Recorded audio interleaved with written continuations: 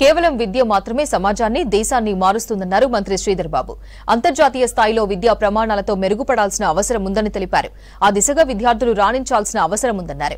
Hyderabad Nampally exhibition ground లో Vanitha Mahavidyalaya pharmacy college silver Jubilee వేడుకల్లో ముఖ్య అతిథిగా పాల్గొన్నారు మంత్రి శ్రీధర్ బాబు. విద్యతో పాటు మహిళా సాధికారతను అందించడంలో సామాజిక బాధ్యతను నిర్వహిస్తున్న ఎగ్జిబిషన్ సొసైటీ కృషి అభినందనీయమన్నారు. గ్రాడ్యుయేషన్ పూర్తి చేసిన విద్యార్థులకు అభినందనలు తెలిపారు. విద్యార్థులకు సంస్థకు ప్రభుత్వం నుంచి అవసరమైన సహకారాన్ని అందిస్తామన్నారు మంత్రి శ్రీధర్ బాబు.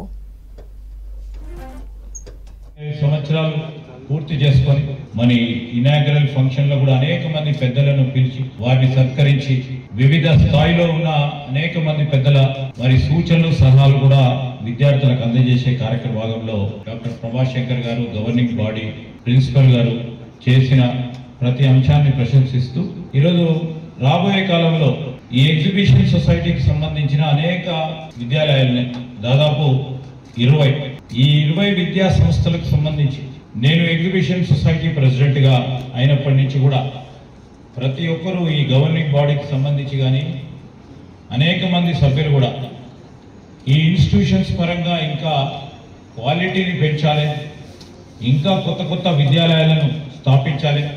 ప్రభుత్వం ఒక పక్షాన అనేక కళాశాలను గ్రామీణ ప్రాంతాల్లో కూడా స్థాపించి విద్యను పెంపొందించే ప్రయత్నంలో జరుగుతున్నప్పటికీ ఈ ఎగ్జిబిషన్ సొసైటీకి సంబంధించి మరి నాన్ ప్రాఫిట్ ఆర్గనైజేషన్గా చేస్తూ ఉన్న పని, వారు పడతా ఉన్న శ్రమ నిజంగానే అభినందనీయమైనది, ప్రశంసనీయమైనది.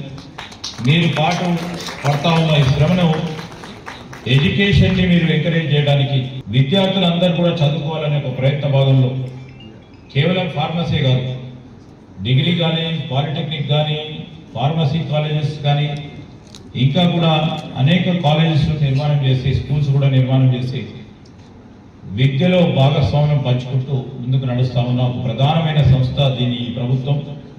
మా ప్రభుత్వం తప్పకుండా పెద్ద ఎత్తున గౌరవ ముఖ్యమంత్రి రేవంత్ రెడ్డి గారి నాయకత్వంలో ఎగ్జిబిషన్ సొసైటీకి సంబంధించి పూర్తి స్థాయిలో 100% సపోర్ట్ ఈ సొసైటీ చేపట్టే ప్రతి కార్యక్రమంలో ప్రోత్సాహం ఉంటుంది.